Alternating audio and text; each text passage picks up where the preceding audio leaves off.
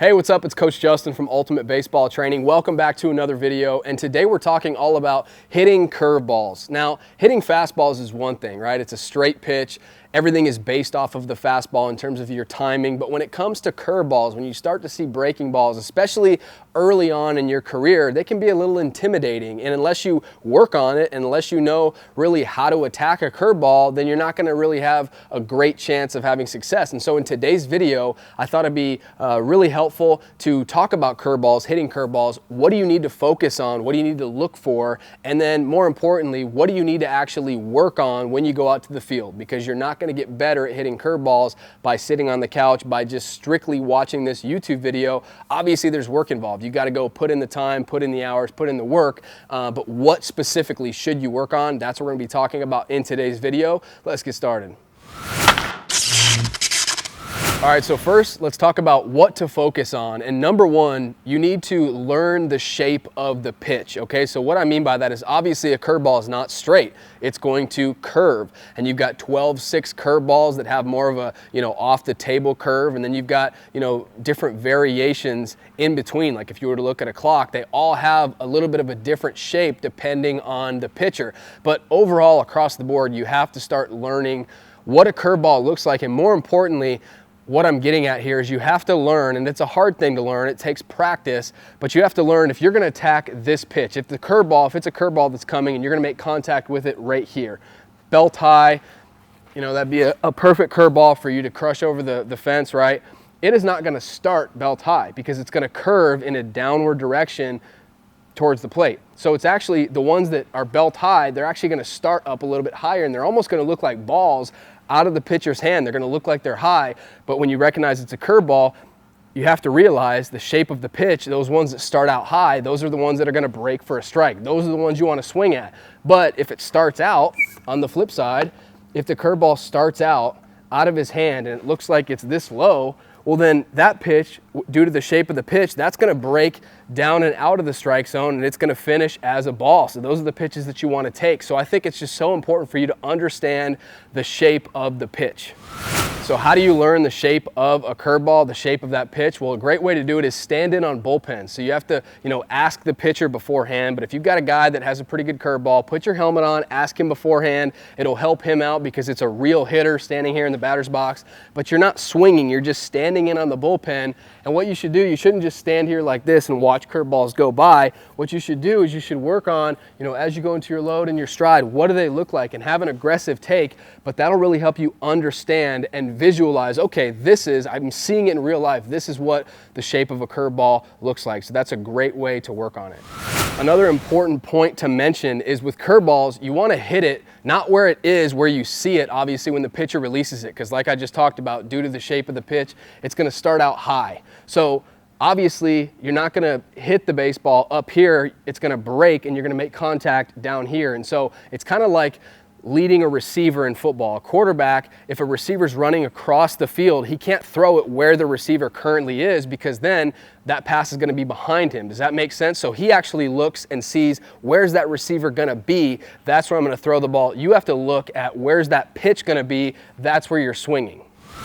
And the last couple things you want to focus on, and then I'll talk about how you actually improve your curveball hitting. One of them is you want to focus on hitting the baseball to the opposite field. Hit it the other way, okay? Now this is not to say if he throws you a curveball, a hanging curveball, if it's an inside curveball, obviously pull your hands in and crush that pitch, and it's okay to pull the baseball. I'm not saying you can never hit an off-speed pitch to your pull side, but if you get the mentality of, well, it's an off-speed pitch, I'm gonna start pulling, what you're gonna start doing instead of pulling it the way you want to is you're actually gonna start pulling your front shoulder out and pulling your head because you're trying to do too much, you're not letting the ball travel. So whenever you see an off-speed pitch, it has to be wait. Your mentality has to be to the opposite field, let it break, and then make contact with it, okay? So that's one thing. And then the last thing to focus on is you want to keep your weight and keep your hands back, especially on an off-speed pitch, right? Because on a fastball, we load and we stride, and because we're timing that fastball, pretty much when our foot hits the ground, we just instantly start our swing.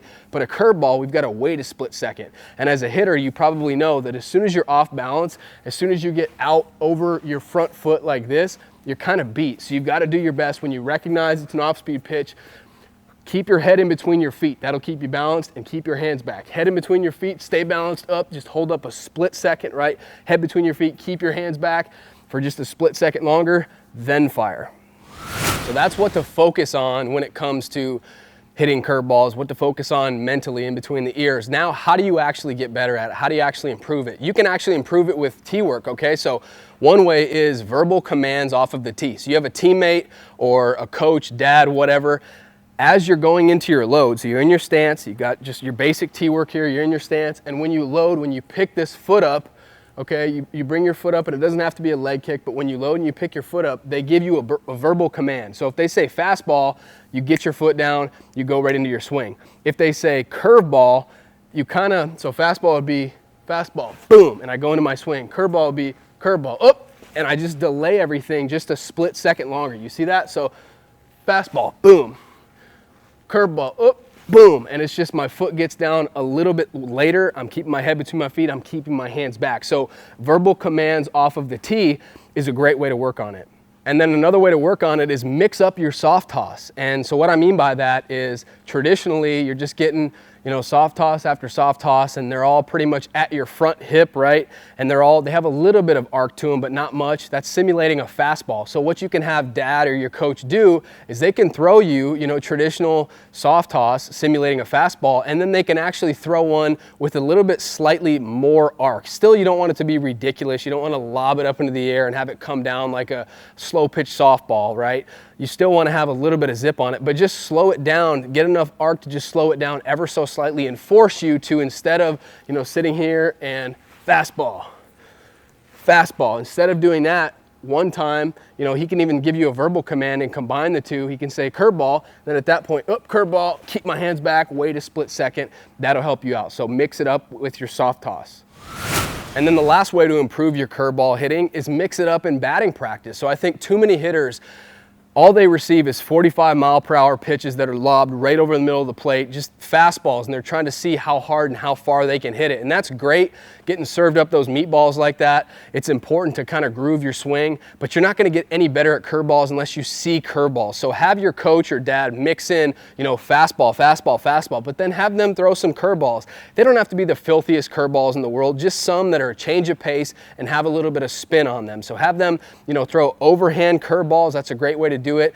Another way you can simulate this in batting practice is have your coach bounce baseballs off of the floor from time to time. So he's just throwing overhand, fastball, and then he throws one on the floor, and because of that floor, obviously the baseball is going to, you know, slow down just a hair, and that's going to be enough for you to work on, okay, I recognize that, and I got to keep everything back. I got to make sure I don't leak out over my front side, keep my weight back, keep my hands back for just a split second, then I can fire. So that's a great way to work on just, you're going to get, you know, different speeds in a game. You're going to get fastballs, you're going to get off-speed pitches, so you got to work on that in practice if you want to have success at that in a real game. So I really hope you enjoyed today's video. Go out there and actually apply these tips and work on your curveball hitting. That's the only way you're going to improve. You've got to work on it. But if you enjoyed this video and you like these tips, leave a like on this video. I'd really appreciate that. Subscribe to the channel and turn your notifications on. And last thing, go grab your free Bat Speed Boosters workout. It's 100% free. It's going to help you take your bat speed and your power to that next level. I'll leave a link down in the comment section, or you can just go to betterbatspeed.com, betterbatspeed.com. Thank you so much for watching today's video, and I'll see you next time. On the way, my own way, can't stop my shine. In the lane, my own lane, can't stop my grind.